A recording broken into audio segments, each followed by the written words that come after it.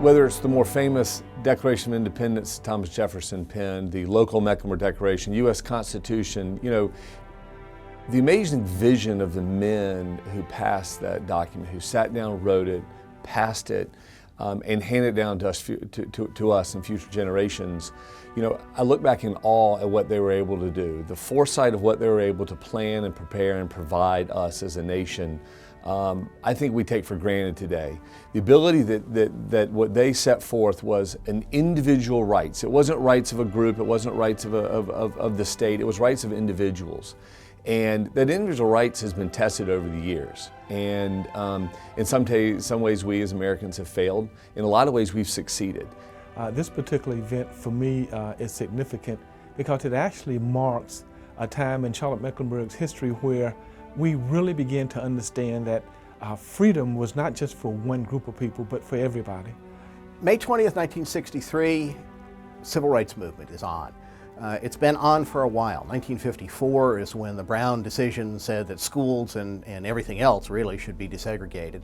1960 is when the lunch counters, the People's restaurants downtown were desegregated in Charlotte and Greensboro and so many other cities.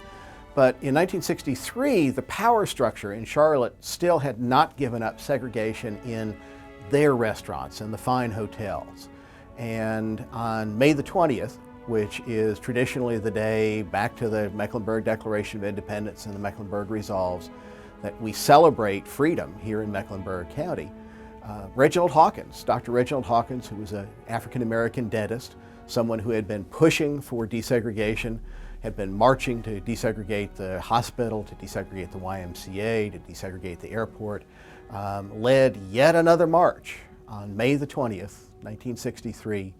With Johnson C. Smith students, they marched down to the county courthouse and he gave a speech tied to that revolutionary history. He said, the time for tokenism is over, the time for gradualism is over, we want freedom and we want it now. And unlike many other cities in the South, the white leadership here responded in a way that we now look back on with pride. Stan Brookshire is a personal hero of mine because he was someone who had the conviction, who was not afraid to do the right thing when it was actually required in this community.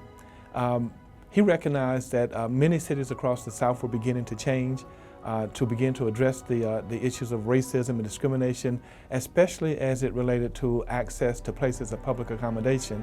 And he also recognized that this movement, which was happening in many cities across the country, actually translated into violence. And while he wanted the necessary changes to happen here in Charlotte, he did not want the violence that was happening in other communities to happen here. May of 1963 in Birmingham, Alabama, Bull Connor was pulling out the police dogs and the fire hoses. It was on national television. It was on headlines around the world. And here in Charlotte, Mayor Stan Brookshire said, we don't want to do that. A young restaurant owner named James Slug Claiborne said, we would like to desegregate, but no one can go first. How about if you, Mayor Brookshire, pull us together and work out a way that all of the desegregation happens on the same day? And with the help of John Cunningham from Davidson College, who led what's now the Community Relations Office, Brookshire and the Chamber of Commerce arranged for white leaders and black leaders 2 by 2 to go to those restaurants quietly and desegregate them. And by the end of May 1963, Charlotte was out in front of most other southern cities, sort of in the way that we had been out in front of the Declaration of Independence back in the 1770s. I think the story of May 20th Society and what we represent, which is the revolutionary spirit of Mecklenburg County, that's what we came together to celebrate.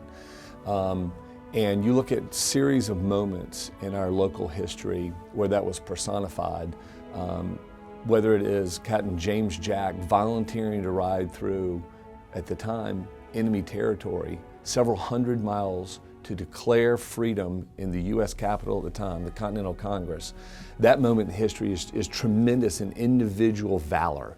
And you fast forward that to the mid-1900s and the 50th anniversary of the fighting for desegregation here in this community, and the same type of heroism happened then. Back in 1963, this was really the birth of Charlotte becoming the premier New South city. And people always ask why Charlotte's become who it is, and it really came down to the individuals, the people who made it different and special. A lot of folks know Stan Brookshire only because there's a freeway named after him. They may have never heard of Dr. Reginald Hawkins, but because Reginald Hawkins pushed and because Stan Brookshire led, we are a very different city than we were in 1963.